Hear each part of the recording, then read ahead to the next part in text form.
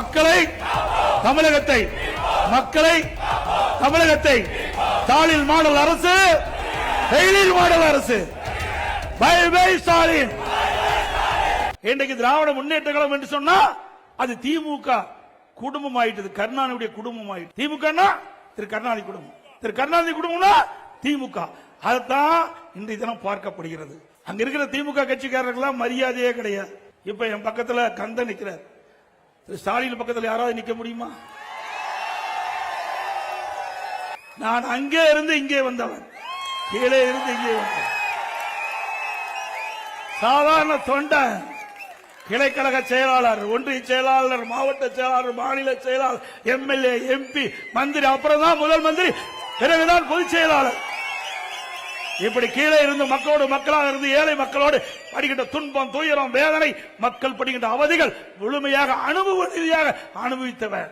ஆகவே ஒரு ஆட்சி எப்படி செய்ய வேண்டும், எப்படி மக்கள் துன்பப்படுகிறார்கள், எப்படி வேதனைப்படுகிறார்கள், அதனால் அதை எப்படி நிவர்த்தி செய்வது அனுபவமாக நான் அறிந்த காரணத்தினால்தான் கொரோனா காலத்தில் கூட கடுமையான நேரத்தில் கூட ஒரு சிறப்பான ஆட்சி எங்களால் தர முடிஞ்சது. அப்படிப்பட்ட காலத்திலேயே சிறப்பான ஆட்சி கொடுத்துட்டோம். நீ இப்போது நீங்கள் எங்களுக்கு ஒரு நல்ல வாய்ப்பை தருவீர்கள் என்று எதிர்பார்க்கின்றோம். நல்ல வாய்ப்பை தருகின்ற பொழுது இந்த நாடே வியக்கின்ற அளவிற்கு, இந்திய திருநாடு தமிழகத்தை திரும்பி பார்க்கின்ற அளவிற்கு அற்புதமான ஆட்சியை நாங்கள் கொடுப்போம். இன்றைக்கு உழைத்து இந்த நிலைக்கு உயர்ந்திருக்கின்றேன். மக்களுடைய ஆதரவோடு இன்றைக்கு உங்கள் முன் பேசிக் கொண்டிருக்கின்றேன். திரு ஸ்டாலின் அப்படி இல்ல. 1989 திரு ஸ்டாலினும் எம்எல்ஏ, நானும் முதலா எம்எல்ஏ, அவரும் முதலா எம்எல்ஏ தான் நுழைகிறாரு. நானும் முதல்ல 1989ஆம் ஆண்டு மாண்புமிகு புரட்சி தலைவி அம்மா முதலாக தனியாக இயக்கத்தை தோற்றுவித்து சேவல் சின்னத்திலே போட்டியிட்டு வெற்றி பெற்று சட்டமன்றத்திலே நுழைந்தேன். அப்பொழுது திரு ஸ்டாலின் அவர்களும் அப்பொழுதுதான் சட்டமன்றத்துக்கு நுழைகிறார்.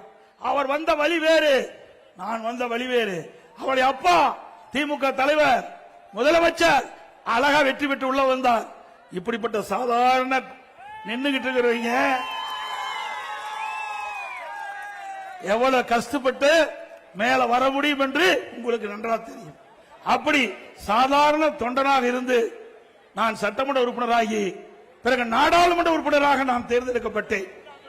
பிறகு அமைச்சராகிய மாண்புமிகு அம்மாவுடைய அமைச்சராகி பிறகு அம்மா என்னுடைய பணியை பார்த்து கூடுதலாக 2016ஆம் ஆண்டு நெடுஞ்சாலை துறையிலிருந்து பொதுப்பணித்துறையும் எனக்கு கொடுத்து அழகு பார்த்தார்கள். இப்படி படிப்படியாக உயர்ந்தவன் உங்களால் என்பதை இந்த நேரத்தில் தெரிவித்து, கடுமையாக உழைக்கக்கூடியவன், கொரோனா காலத்தையே சந்தித்து விட்டேன். அப்படிப்பட்ட ஒரு இக்கட்டான நிலை இப்பொழுது திமுக ஆட்சியில் இல்ல. ஆனாலும் அவர்களால் ஒரு சிறப்பான ஆட்சி கொடுக்க முடியல. நாட்டு மக்கள் இடத்தில் இருக்கின்ற பிரச்சனையை அவர்களால் தீர்க்க முடியவில்லை. ஒரு குடும்பமுடைய ஆட்சி தான் இன்றைக்கு தமிழகத்தில் இருந்து கொடுக்கின்றது. வாரிசு அரசியல் தான் இன்றைக்கு தமிழகத்தில் தலை தூக்கி ஓங்கி இருக்கின்றது என்பதை நீங்கள் எண்ணி பார்க்க வேண்டும். இதற்கெல்லாம் குடும்ப ஆட்சிக்கு முற்றுப்புள்ளி வைக்கின்ற தேர்தல், வாரிசு அரசியலுக்கு முற்றுப்புள்ளி வைக்கின்ற தேர்தல் வைப்பீங்களா?